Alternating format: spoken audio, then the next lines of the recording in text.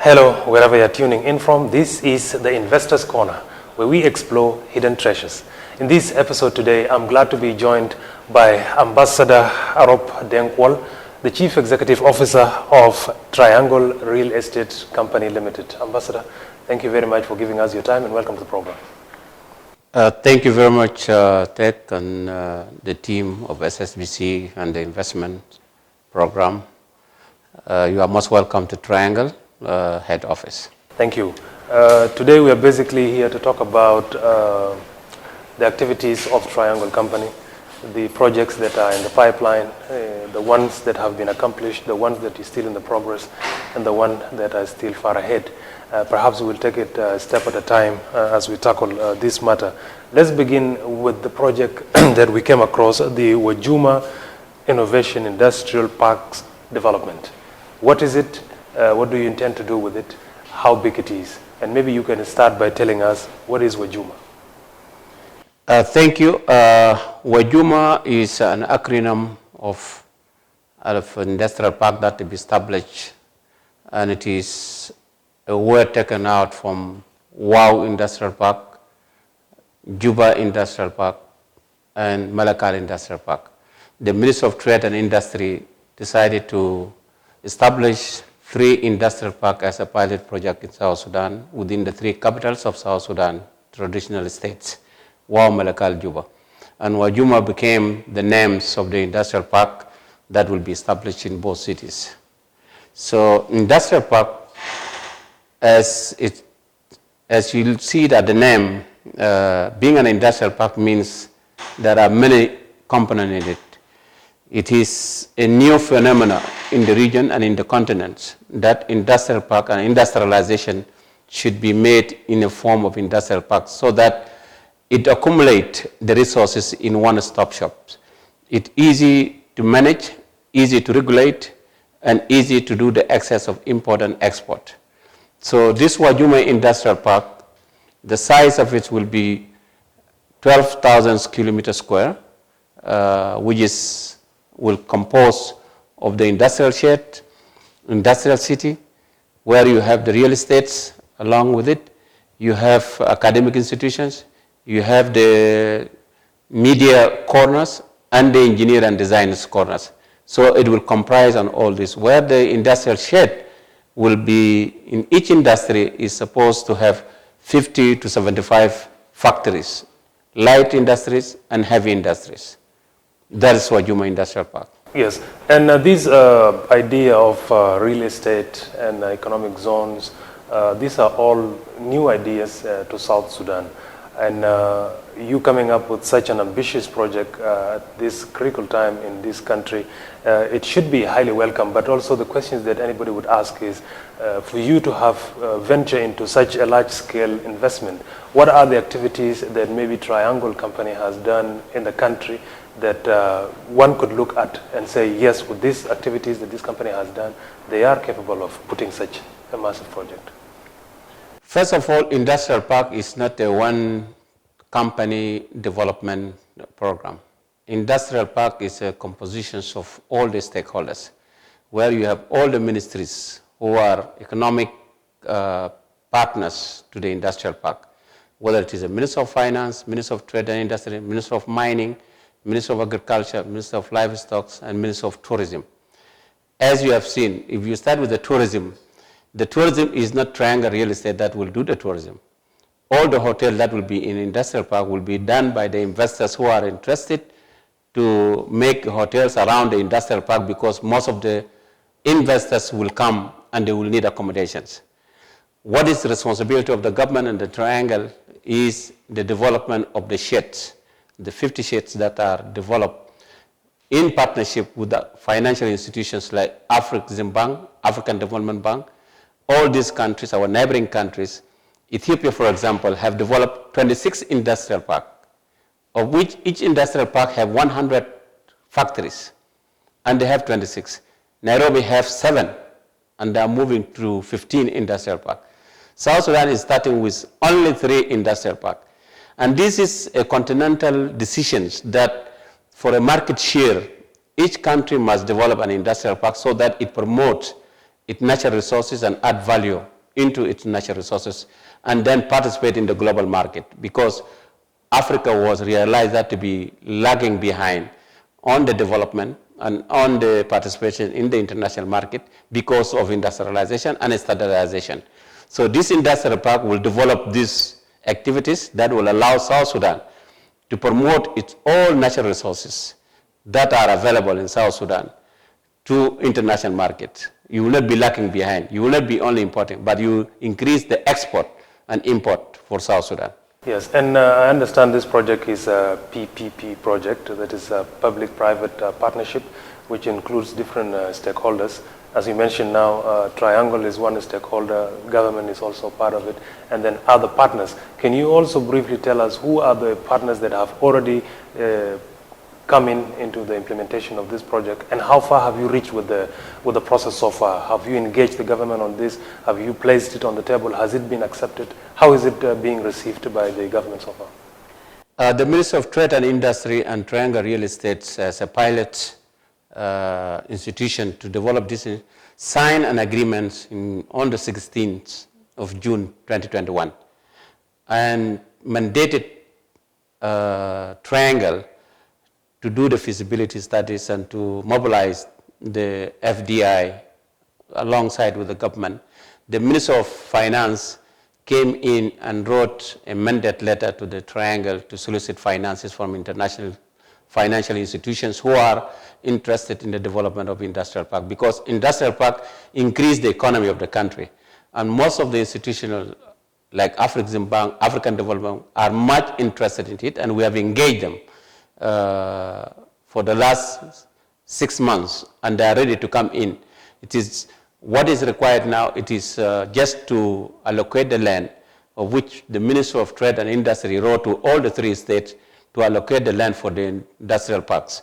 Once the land has been allocated, the investors, the financial institutions, the government institutions, as we say that there will be one-stop shops, they will all converge within the industrial park and develop it with the private sector together.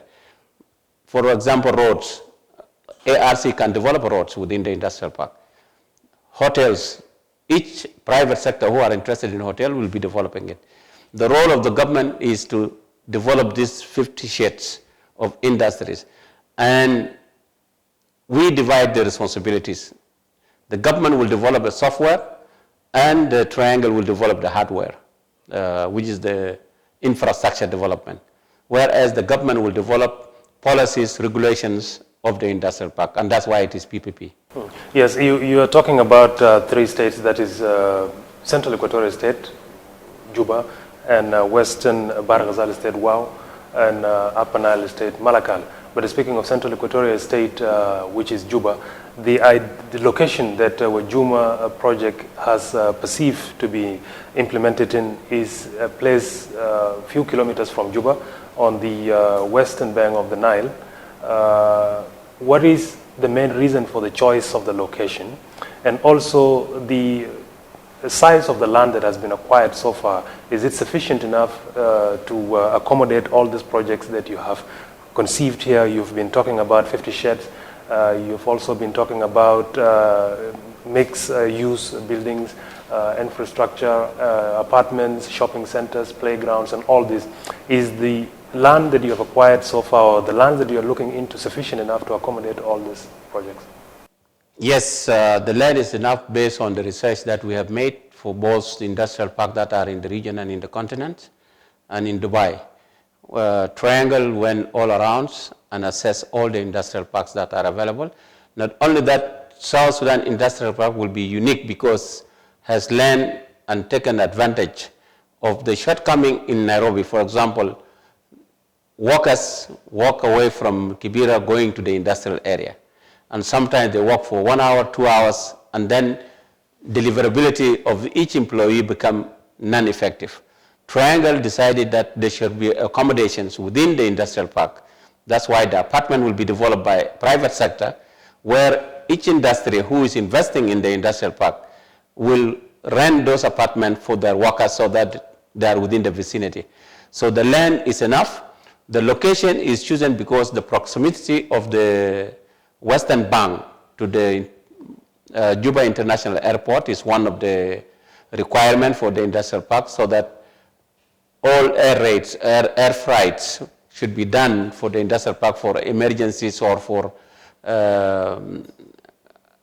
items that are more vulnerable that can be flight by the air. So you need to be along the airport side.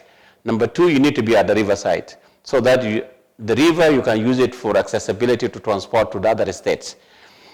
The highways, it should be along the highways. The reason why it was put on the Western Bank, most of the population of South Sudan are in the Western Bank. Most of the resources are in the Western Bank. So, like mango trees are more in Western Equatoria and wow. Granites are all in from Kajekeji all the way to Awil. You get all this granite. It will reduce the congestion on the limited bridges that we have on over the Nile. So by having the industrial park at the Western Bank, make it more viable than having it in the Eastern Bank. That's one reason. That's why the location was chosen. And that particular location also, you know, Western Bank and that proximity to Juba, it's it might be, some people might say it's conflicting, because that is where also the government has planned to place the future capital, which is Ramshell. It might be within the range. How will it work together with this project now that you are placing within these proximities? Will it not somehow contradict itself with the way the government wants to place the new capital? Well, whether the capital will be moved or not to be moved, Juba will remain as a commercial capital. And having it at the Western Bank and at a distance of 30 kilo or 20 kilo away from Juba town, make it closer to the new city that will be developed. And therefore, it doesn't make any conflict. Instead of having the priorities of industrial in the new city, you can have Juba as an industrialized capital, where the accessibility to the airport from the new city is easy to be accessed. Yeah, so I would like to also ask you about the viability of this project, especially that is a new idea to South Sudan. Have you conducted a background research on how this thing will be viable in South Sudan context at this particular time? And maybe before you answer that, let's go for a short break, and when we come back, you will delve deeper into it. We are taking a short break. Stay tuned. We'll be back shortly.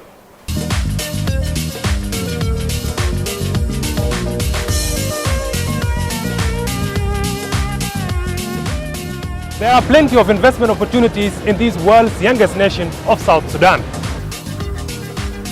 To better understand the economy and explore the thriving market of this country, you ought to get out of your comfort zone.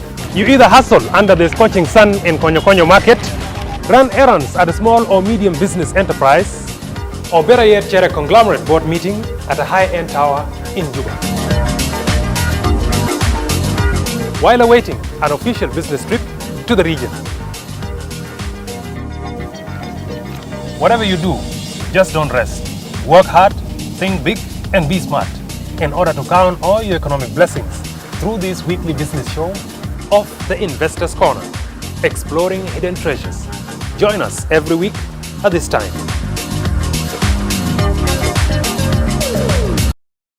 Hello, wherever you're tuning in from, welcome back to the Investors Corner, where we explore hidden treasures. I'm your host, Tech Stephen Oguda, and have you seen, before the break, I am joined by Ambassador Rob Denkwall, who is the CEO of Triangle Company.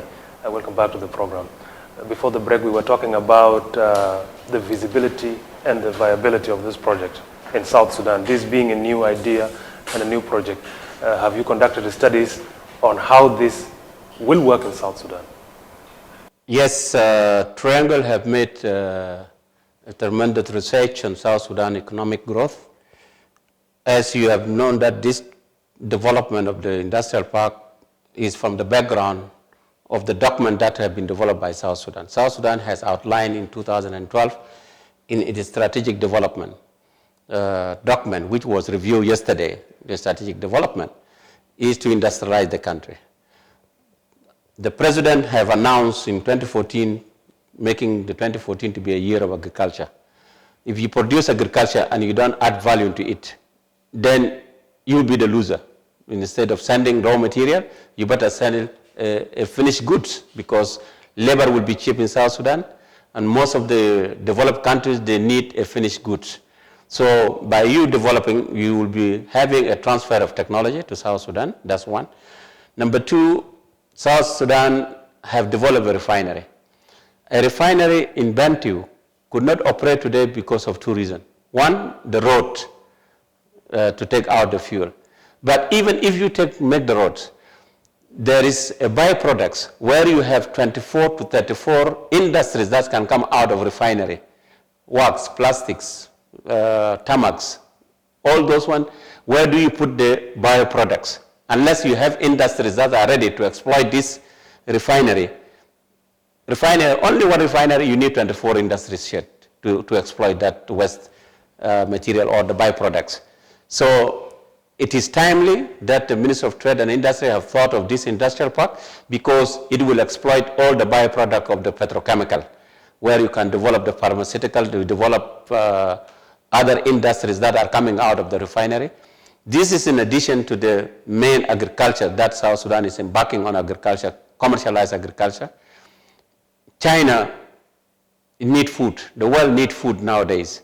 If South Sudan embark on agriculture and embark on an industrial park, then South Sudan dream being a well basket, it can be achieved. I talked to about 7 or 9 investors from China who are ready to come in here to the industrial park for pharmaceutical, for the food, agro-industry, factories that they want to come and install, but they need that where to put them. They required from South Sudan 1,500 metric ton a month of just groundnuts. If you don't have industries that can standardize these groundnuts, that can standardize our honey, that can standardize our fish, then we cannot export it, and we have abandoned it. And Ambassador, speaking of the launch of the development strategy that you've just mentioned that was launched yesterday, this is the third blueprint that South Sudan came up with in diversifying its economy. But to take you back a little bit, in 2011, 2013, there was the first national development plan by then that was launched and extended to 2016. Not much happened because of the conflicts. Similarly, the second one was also launched, which was the National Development Strategy of 2018-2021.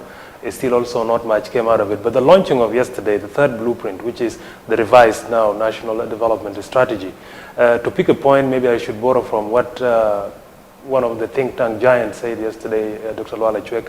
The impediments to such blueprints are the 3 Ps, which he said, the first P being the political will, and the second P being peace, and the third P being public financial management.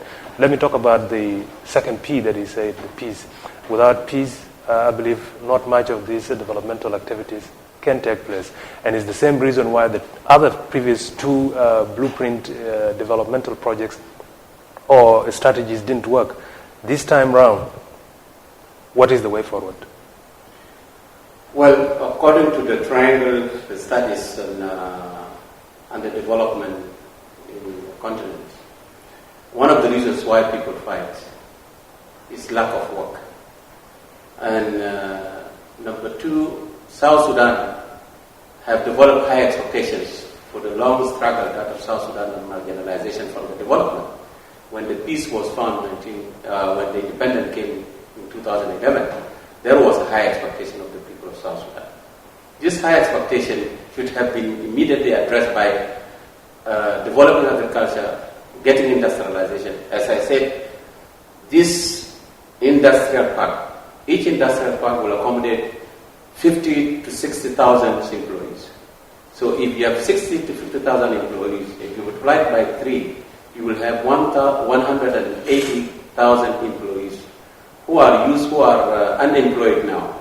Then you reduce the risk of this youth going to war because they will be engaged on the development.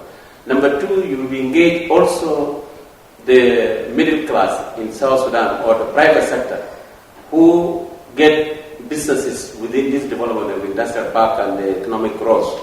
Then you reduce also the risk of the corruption. It is the corruption that makes people fight over little resources.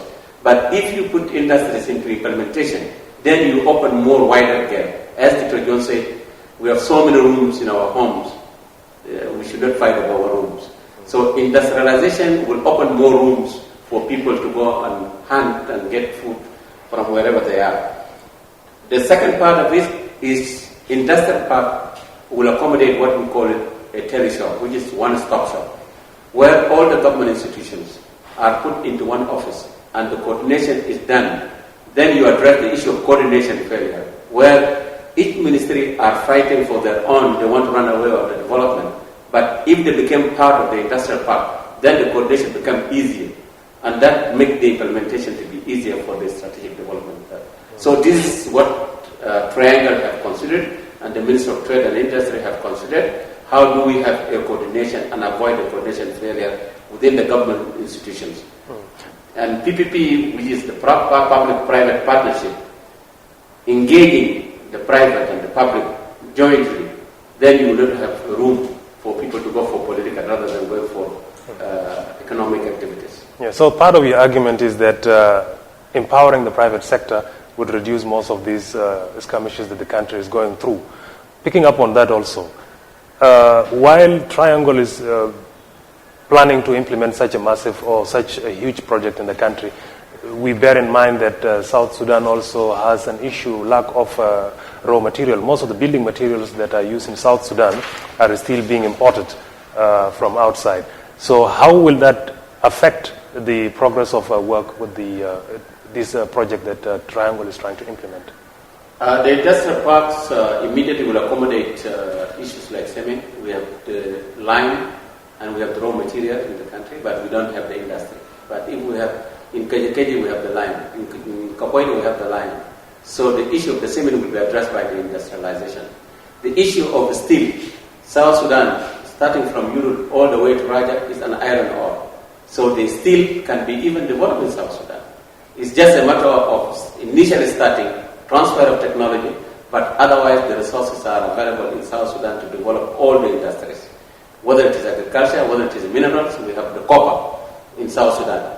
Electrical wires are being done in Ethiopia, they don't have copper, and they are importing it. And we have the copper in Raja.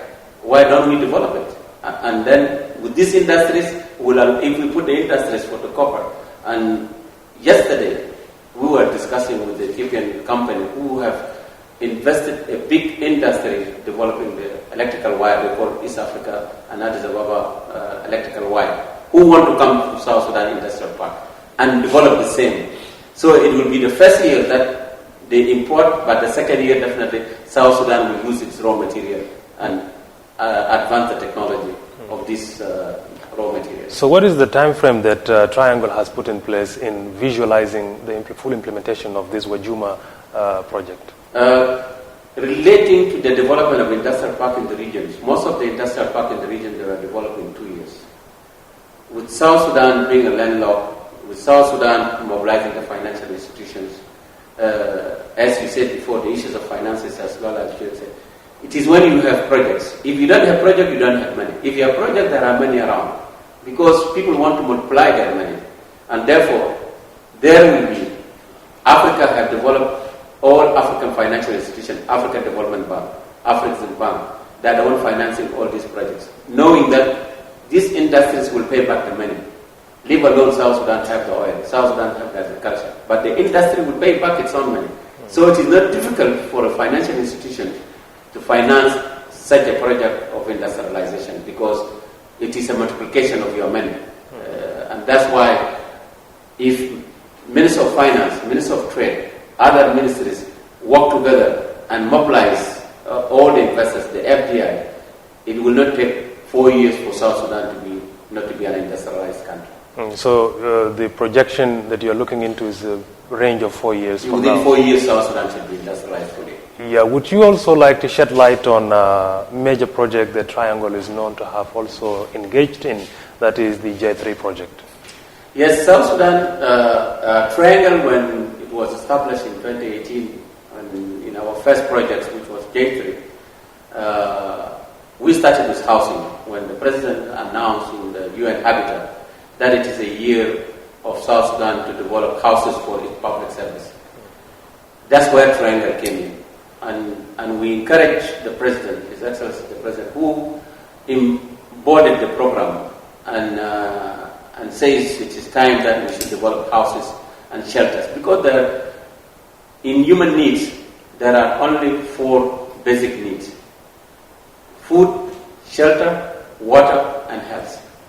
So, if agriculture is moving, the industrialization will help in the housing project, will help in the health projects.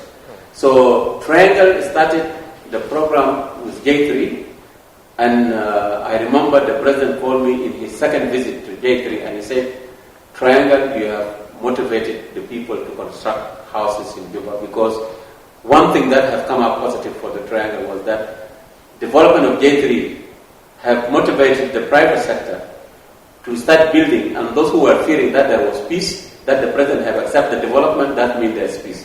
Number 2, development of J3, and yesterday development of the palace, is confirming to the investors and to that Juba is a capital and for long, and therefore people should invest in it. So all these are the positive aspect of the Triangle that has promoted the development of the infrastructure in the country. So with the housing projects, we have the Minister of Defense.